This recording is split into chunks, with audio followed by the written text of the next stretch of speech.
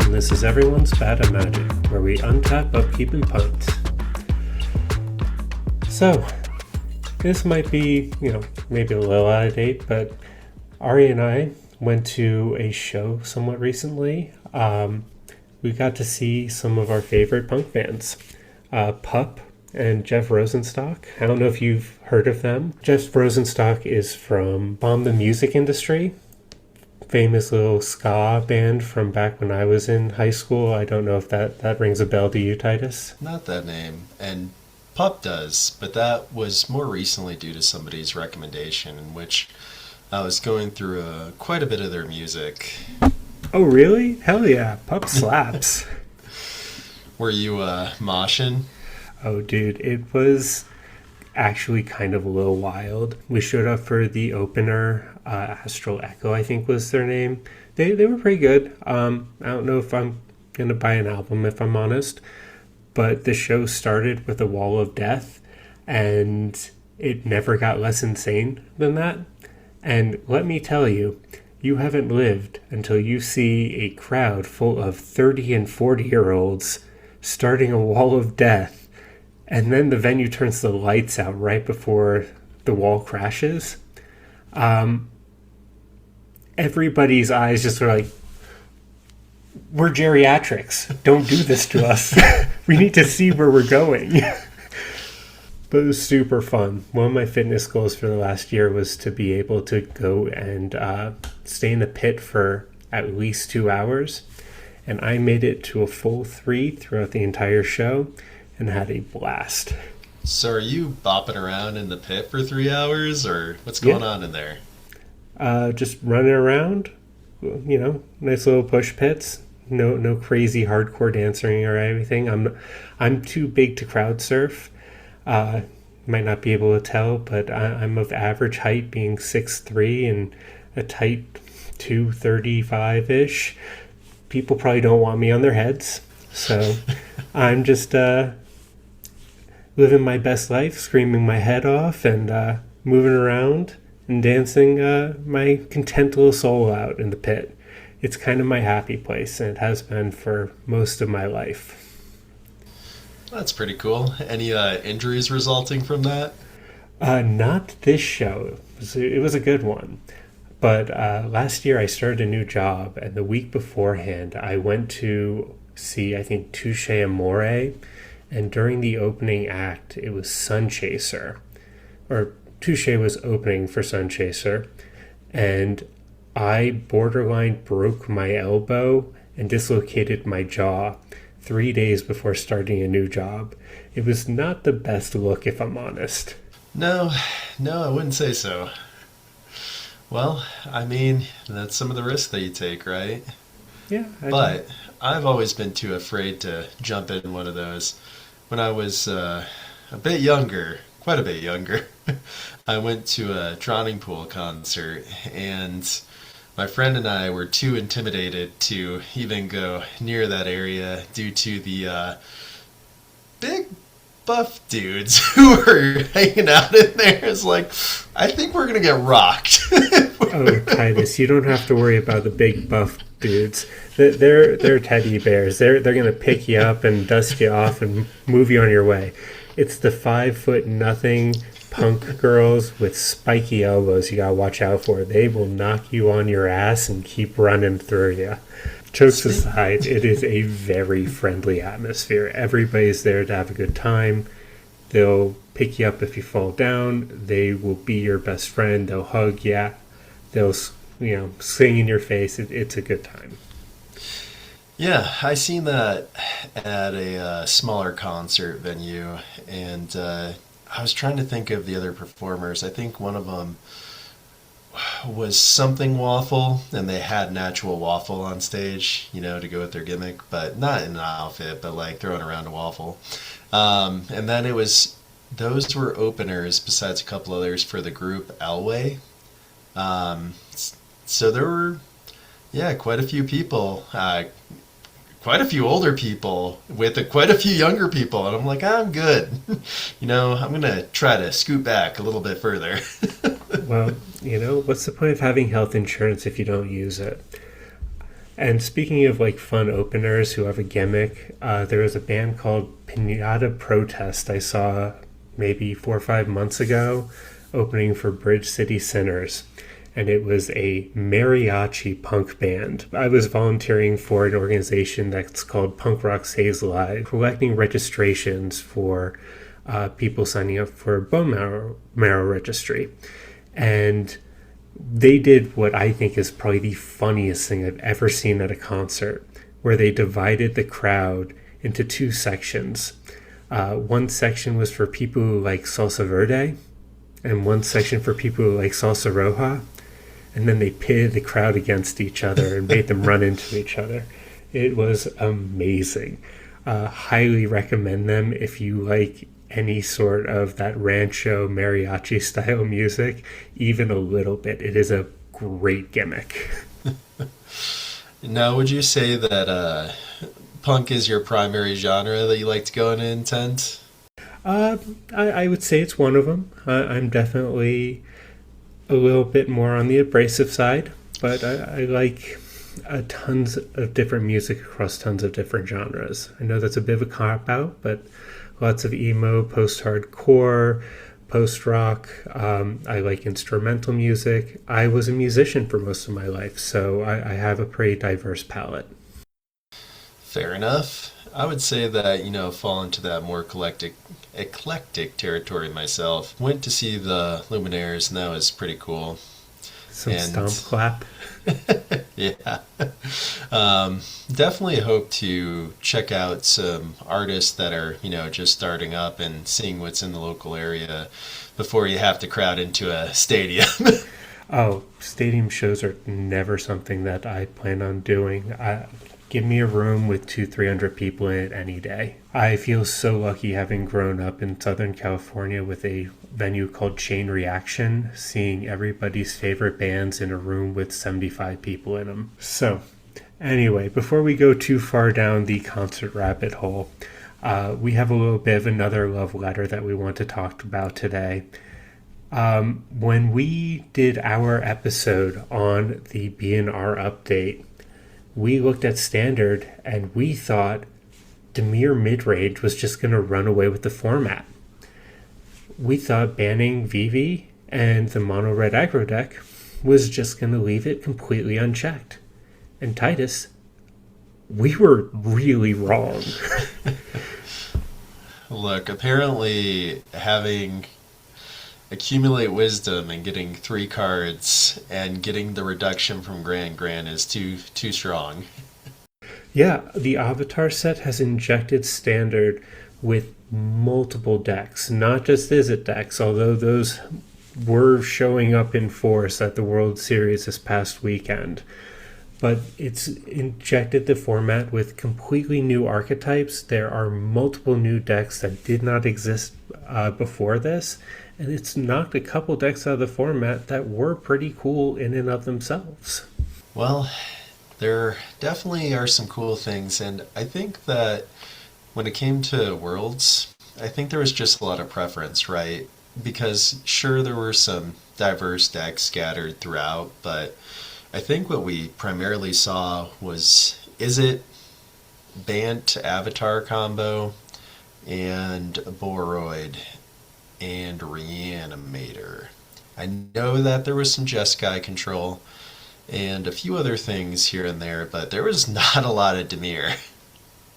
Well, Temur Bounce, not Temur Midrange. There we go. They kind of intermix with each other, right? Yeah, 100%. And I don't know if there's really a true winner between those two at the moment.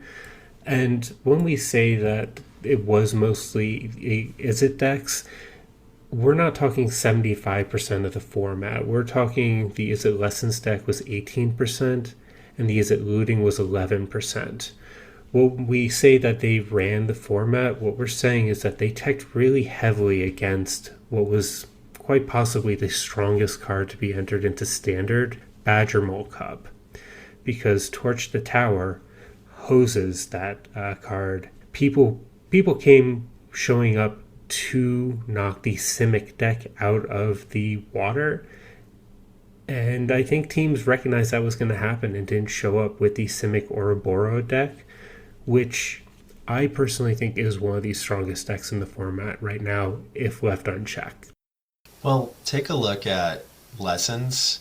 Like, pretty much a good portion of the red Lessons just hate on creatures. So, since we are talking about the Izzet Lessons, we might as well get started off by talking about the deck that won the MTG Worlds. Izzet Lessons from Seth Manfield. This is the second time Seth has won Worlds, so congratulations. That is an insane task. And this deck focuses around the interaction between Monument to Endurance, which is a discard outlet, and is powered by the engine of Gran that is a 1-cost blue creature. Whenever Gran becomes tapped, draw a card, then discard a card. Abandon Attachments, a 1 and a Izzet Lesson, where you may discard a card. If you do, draw 2 cards. And Artist Talent, a enchantment where you can cast, whenever you cast a non-creature spell, you may discard a card. If you do, draw a card. And non-creature spells you cast can cost 1 less to cast if you level it up. So in addition, there's a couple other cards that players may have teched in, like Ral, Crackling Wit, and also the land Agna Quella, to allow players to draw this card. And there might be a few other lists that are running a random draw discard, as the format has a good portion of them. I think for most of these cards, once you get to 3 lessons, that's kind of where you need to be for your accumulate wisdoms, which with Gran on the battlefield, you get that cost reduction once you get 3 lessons in your graveyard. So you're essentially paying 1 for your spells. Gran gives you the cost reduction, and Artist Talent also gives you that cost reduction once you get to level 2. Yep. So you essentially get that Ancestral Recall effect once you have 3 lessons in your graveyard. Yeah, this deck I feel like probably has a good matchup against the creature lists. And the deck you like, Thomas. Yes, this deck does hose the deck I like quite a bit. It runs 4 Combustion Technique, which deals damage equal to 2 plus the number of lesson cards in your graveyard. 4 Firebending Lessons, which deals 2 damage to target creature. And in the sideboard, it runs some Torch the Towers, which, you guessed it, deals 2 damage to target creature or planeswalker. And Titus, can you guess what creature in the format right now has 2 toughness and is central to a lot of strategies? Oh my goodness, it's Madrimal Cub. It is Madrimal Cub. Yeah. Madrimal Cub's a super strong card, but, I mean, 2 toughness. Yeah, and it is being heavily respected by this Izzet Lessons deck. I think that's a pretty good place to segue over to the Simic Ouroboroid deck, unless there's anything else you'd like to talk about for the Izzet Lessons deck.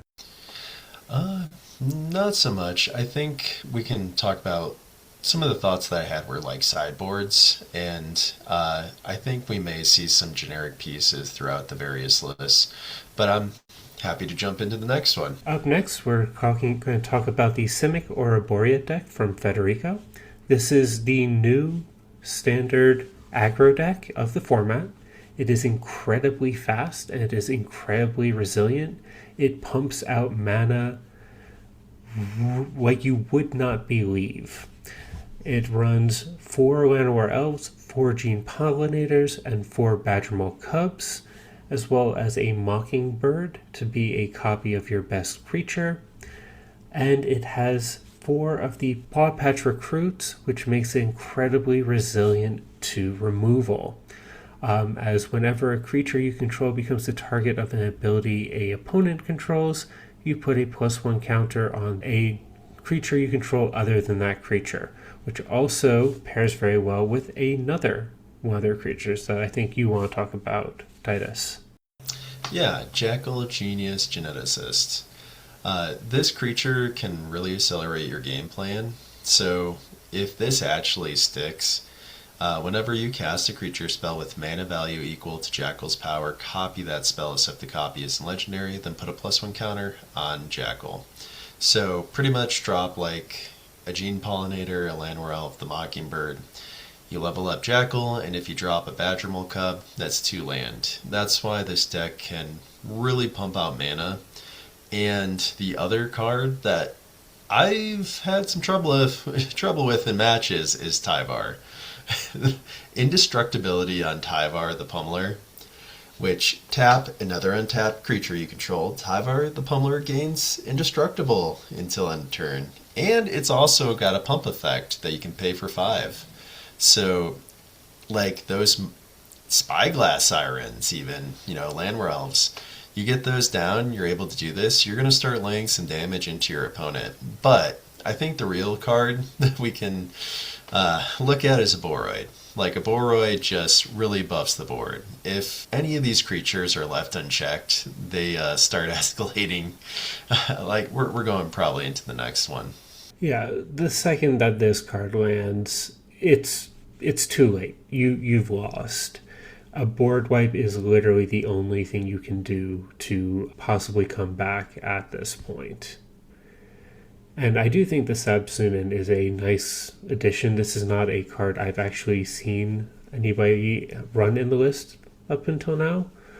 And I do think it's a cool way to get some card draw in this list, which does not really have that much card draw. If we look down at the sideboard, you can see some pieces that are attacking various aspects of the meta. I think I've seen quite a few Spider Senses in various lists, which, there are some relevant triggers on creatures. Or actually just in general. But you got your repulsive mutations, but I think the one that stands out is like Keen-Eyed Curator. Keen-Eyed Curator. The Raccoon. It's able to hit the graveyard, which the Reanimator list is still a very popular deck. But Dragon Sniper, I'm a little bit interested in. I guess it's just you want some more defensive pieces. And the Tishanas, the Torpor Orb, these cards kind of make sense, right? Mm-hmm. Tishana's Tidebinder is good tech against the Hellkite deck, I believe. And I also think it's probably good tech against the Ardens. So that hits 2 of the more powerful decks that can go over the top of this. Doesn't Tishana's also hit Monument to Endurance? You are correct. It would work against the Monument to Endurance. All right. I think that is a good covering of the Simic Ouroboroid deck. There is another Badgermole Cub deck out there, and this is a deck that I am particularly into. It is the Bant Combo deck. This was played by Guillermo, and this deck also runs that similar ramp package of 4 Llanowar Elves, 4 Gene Pollinators, and 4 Badgermole Cubs, with the addition of 4 Bramble Familiars as well. What is different here, though, is the central engine of 4 Doc Arlocks. This book uncommon from Thunder Junction says spells you cast from your graveyard or exile cost 2 less to cast, and plotting cards from your hand costs 2 less. Now, this has some pretty obvious synergies, but what might feel a little less obvious is this works really nicely with Quantum Riddler. So if you warp this in, casting from exile costs 2 less, so you can recast it for 1 and 2 blue. But what this is actually being used for is in conjunction with Aang Swiss Saver and Appa Steadfast Guardian. This allows you to combo very efficiently. So if you are able to stick a Doc Arlock and either a Aang or an Appa, you can start to chain them together, bouncing one another to make infinite ally creature tokens with Appa.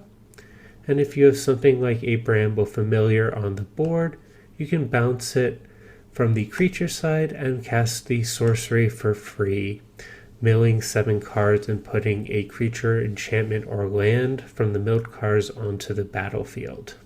So something that I've noticed is Nature's Rhythm has been showing up more, I feel like, outside of Commander.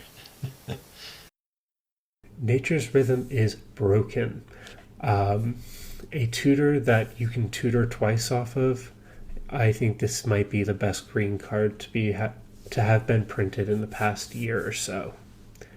And I don't think it's particularly close.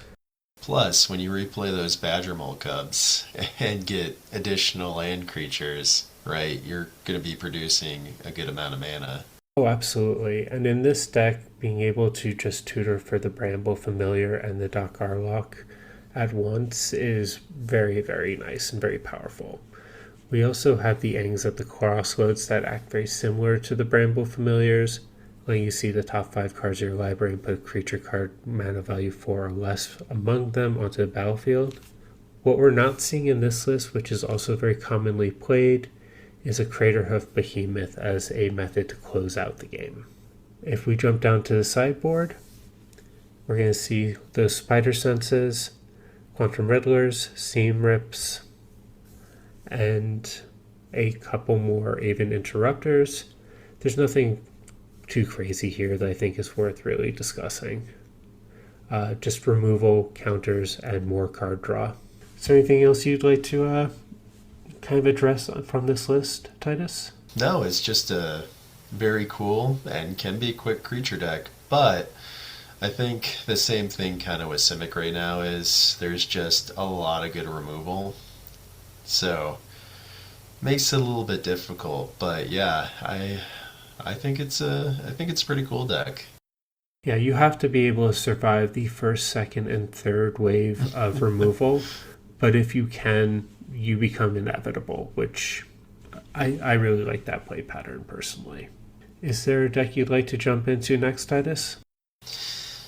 Yeah, we can talk about, I believe you had this one pulled up as well, Sultai Reanimator by Ken Yukihiro.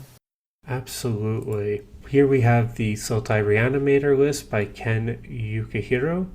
We played this in our little head-to-head yesterday while we were testing out some of the standard decks that we had not personally played prior to this week.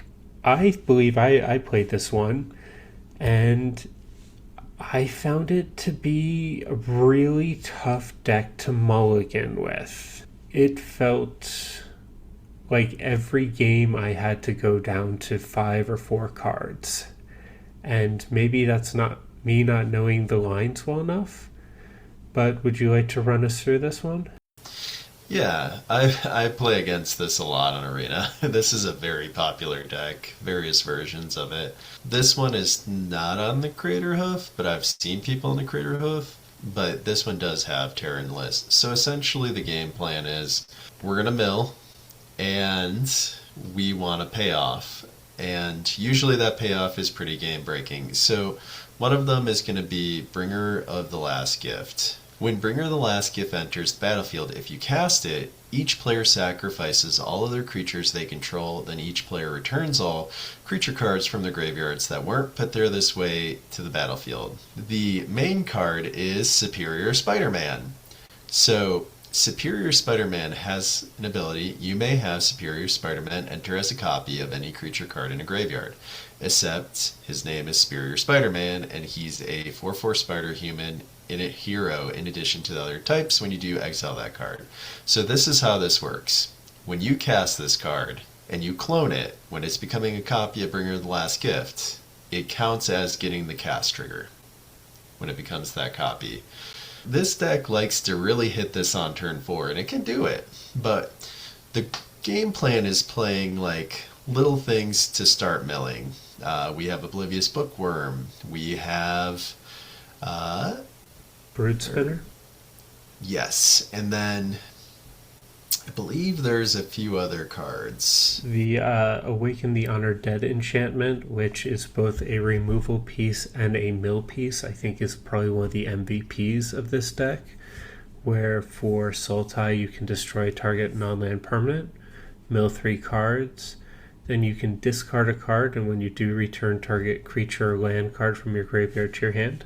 So a little bit of that recursion in case you flop on one of the previous ones. And then there's some other cool like little synergy cards. Your removal, Bitter Triumph, can be your outlet to pitch the cards you want in the graveyard.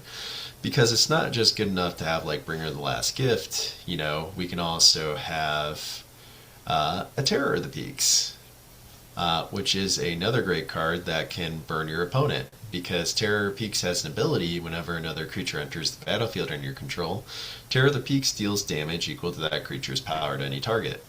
The other one that is a cool target as well is going to be Arden the Usurper. While it has an ability, demons you control have Menace, Lifelink, and Haste. It also has another ability. At the beginning of combat on your turn, exile up to one target creature card from a graveyard. If you do, create a token that's a copy of the card, except it's a 5/5 black demon. So even like your little creatures can, start putting damage on the board. We don't have to just go for like a combo win with Bringer of the Last Gift. You can play something like this off the Superior Spider-Man and just start swinging in. And the other thing is this card can fix your mana, but Analyze the Pollen is actually a pretty good tutor that you'll hear other people talk about for other stuff. So this card has search your library for a basic land. If evidence was collected, instead search your library for a creature or land, reveal that card, put it into your hand, then shuffle. That evidence as an additional cost to cast a spell, you may collect evidence 8. If you notice that these creatures have CMC 8, both Bringer the Last Gift and Arden the Usurper, you can fairly easily collect evidence 8 to go get your specified card, which is probably going to be that Superior Spider-Man. And Awaken the Honored Dead is just a very, very strong card that Thomas mentioned, it feels like, in this list. Just having that removal aspect on it, the mill, and also the recursion piece. But we can take a look too and even see that we really want to land that Superior Spider-Man. So the deck runs Cavern of Souls. One copy in the main, and then it looks like this list has one copy in the sideboard. So one thing I want to point out with that Cavern of Souls, if you don't mind terribly, this deck runs a surprising number of humans. So while you might think Spider's the best thing to name there to make sure your Superior Spider-Man lands, if you name human, you can also use it to play your Oblivious Bookworms, and in a pinch you can land a Arden as well. Just a little micro optimization there. Yes. I think this list is, just in general, this archetype, a lot of people like it because it's fun. You get to cheat in big creatures. And I've seen variations. The sideboard looks like it's focusing on some of its own graveyard hate. Yeah, this sideboard reads like it's for the mirror pretty heavily. The Deep Cavern Bats is a duress effect, essentially. The Disrupting Storm Brood is destroy target creature with power 3 or less. That's going to hit most relevant creatures in the meta in general. The Glarb is a good way to surveil additional creatures into your graveyard. The Intimidation Tactics is another duress effect, and then Soul Guide Lantern will let you exile target cards from a graveyard. If anything, I'm a little surprised to see that over a Ghost Vacuum. It's interesting, right? Because they're able to play blue, but I don't think they have any counterspells. They do not have any counterspells. The splash for blue is purely for Superior Spider-Man and the Oblivious Bookworm in this list. Alright, well, that is Sultai Reanimator. So, last deck we're going to talk about today was a deck that was also highly represented in Worlds over the weekend and did shockingly well with a 4th and 8th place finish respectively. And that's Temur Otters. We're going to look at the list from Sean Henry today. And Titus, why don't you take this one, because this looks like a CDH list. So, whether this deck had some influence in a deck, maybe Rogrek Thrasios, or not, who knows? It may have, it may not have had inspiration. But either way, I think they're both trying to do similar things, and I think this deck is trying to produce mana. So, taking a look at the list, right, we'll start off with the creatures, which Badger Mole Cub produces mana.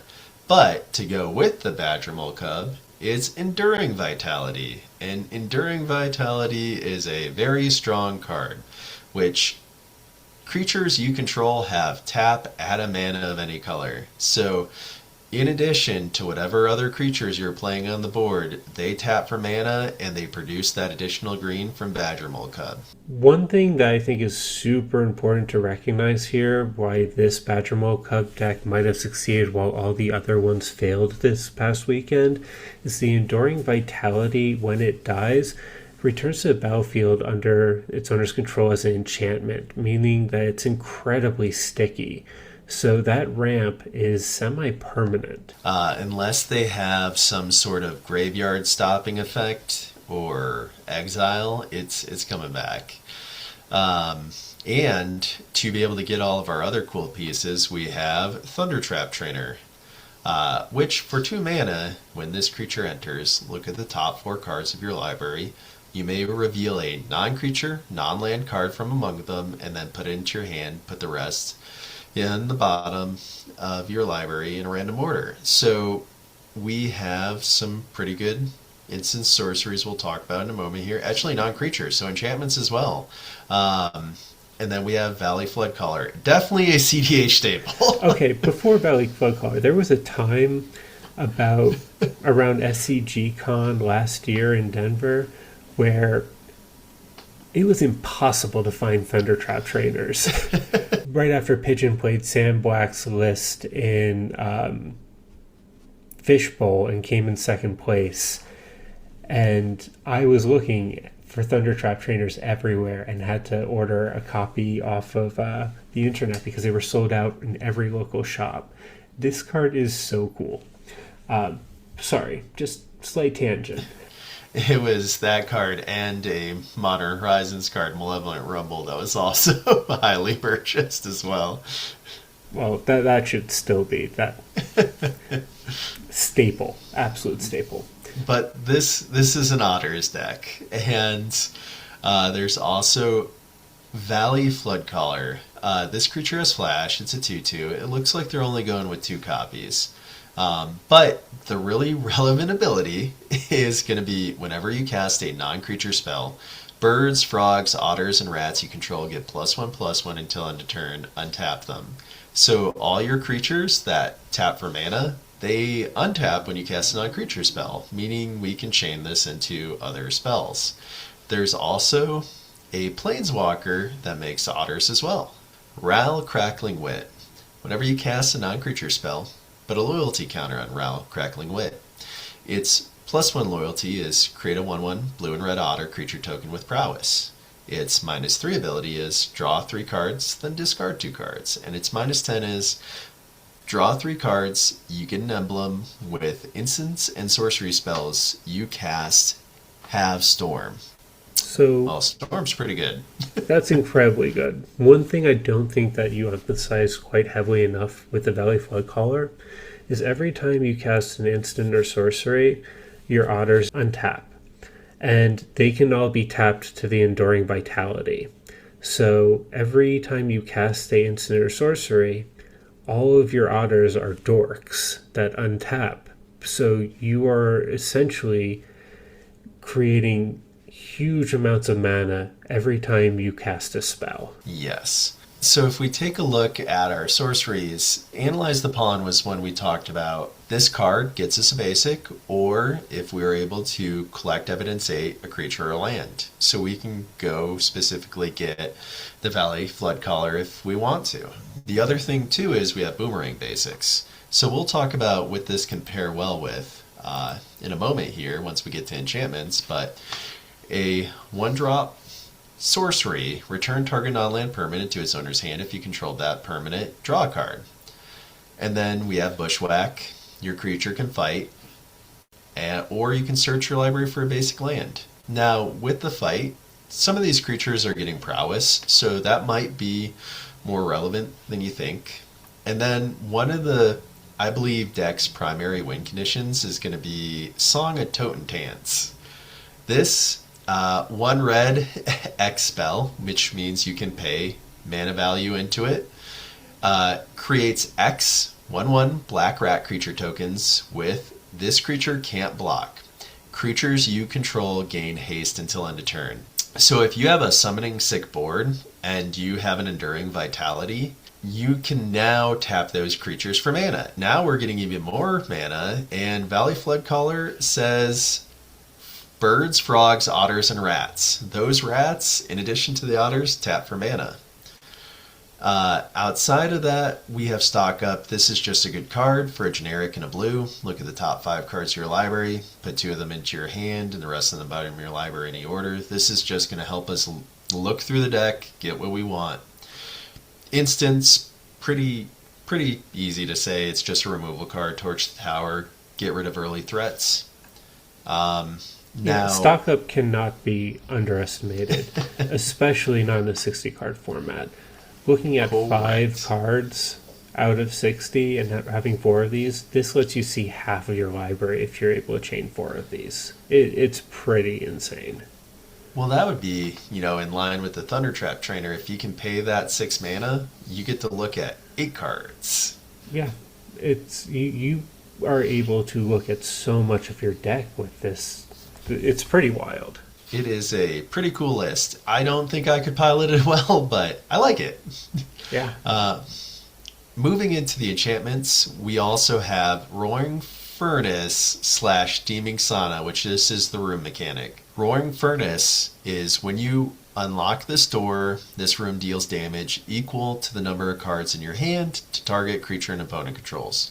So good removal. Steaming Sauna is you have no maximum hand size. At the beginning of your end step, draw a card. Little costly at 2 blue and 3 generic for the Steaming Sauna. Roaring Furnace is pretty cheap, being a red and a colorless, but you can't deny that card draw can help you out of a pinch if that's what it comes down to. You're probably pretty down bad if you're unlocking the Steaming Sauna side. Let's be honest, that's pretty cope. Sometimes we got to do what we got to do. All right. Holding on by a thread. Yeah, that is a desperation play. Yes. And then we have Storm Chaser's Talent, another very prominent card in a lot of lists. It's in the Izzet Lessons. It's in bounce decks. Storm Chaser's Talent, for 1 blue. When it enters, create a 1/1 blue and red otter creature token with prowess. You can level it up for 3 colorless and a blue. When this class becomes level 2, return target instant or sorcery card from your graveyard to your hand. And then for its level 3, which is 5 generic and a blue, whenever you cast an instant or sorcery spell, create a 1/1 blue and red otter creature token with prowess. So these are 2 great targets in the enchantments for Boomerang Basics. So we now have recurable removal, even though there's only 2 copies, but of the Roaring Furnace, you can recast it if you need to. And then Storm Chaser's Talent. So make an otter for 1 blue, Boomerang Basics, draw a card for another blue, and for another blue, play it, get 2 otters. We are now making the creatures we need for mana. Plus the level 2 ability can get that Boomerang Basics back. Or another one, Stock Up. Yeah, that's a pretty tight interaction. Let's take a quick look at our sideboard here. We can see, and we haven't touched on this yet, that Torpor Orbs have been very heavily represented in a lot of these lists so far. I believe that this is probably due to that Sultai Reanimator list. Reanimator, Quantum Riddler, and is Badgermole an ETB? Badgermole does have an ETB, but it's not entire. That's only half of the card. Plus, it can hit the Avatar Bant deck combos. Yes, it can. That is heavily. I'm always blind to my own combos. It's like, you don't need to worry about those. I'm just a little guy doing little things. Don't worry about it. Yeah, that's what they all say. Yeah, I think it actually hits more cards in the format, than we think. This one can kind of interfere with its own deck. I wonder why the one include. Maybe it's just easy to get. Who knows? And then we have annuls to counter target artifacts or enchantments. Notably, a deck we're not covering today, but a deck that is very cool is there's a Jeskai Artifacts list that is popping around. If you are a fan of Repurposing Bay, you might want to check that list out. Disdainful Stroke for countering spells, large spells. I believe this is also targeted at that Reanimator list. Fire Magic, which is just a removal spell that hits a lot of different things. It's very modal. And Frostcliff Siege, that's an interesting one. Are you familiar with this card, Titus? Yes. There was a pre-ban Izzet list that I was testing out that somebody else played, and it wasn't on BB or Cauldron, and that's when it was still legal, but Frostcliff Siege was in the list just to get that early attacking with, like, you know, your Steam Core Augurs or Quantum, even a Quantum Riddler. Like, it's a haste enabler. You can look at it for the draw card effect, but I think most decks playing Frostcliff Siege, when you get to choose between the two, whether it's to draw cards when dealing combat damage to a player or getting the haste and +1/+0, trample haste. It's the haste. We also have the Ghost Vacuum that we mentioned in the last list, which is just excellent graveyard hate that eventually becomes its own late game threat.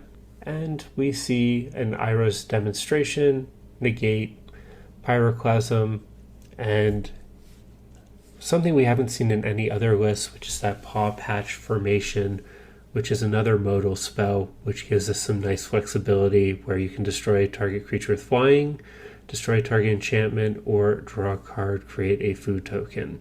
So, very cool list. Very CDH-esque, actually. Outside of those Storm Chasers talents, I think I've run most of these things within some of, admittedly, fringe decks, but yeah, very cool. Well, Titus, I think that rounds up our little love letter to Standard right now. I know that I am playing a ton. I think you're playing a decent amount as well. Do you have any closing thoughts for the people today? So one thing I did want to discuss real quickly was sideboarding. And, you know, we could go in depth on sideboarding, but we're not going to go too in depth. But I'm very surprised at the lack of Temur midrange. You think it would be flexible enough to have some good matches. Maybe it just doesn't have the card advantage of some of these other lists. But one thing I've noticed is the sideboards.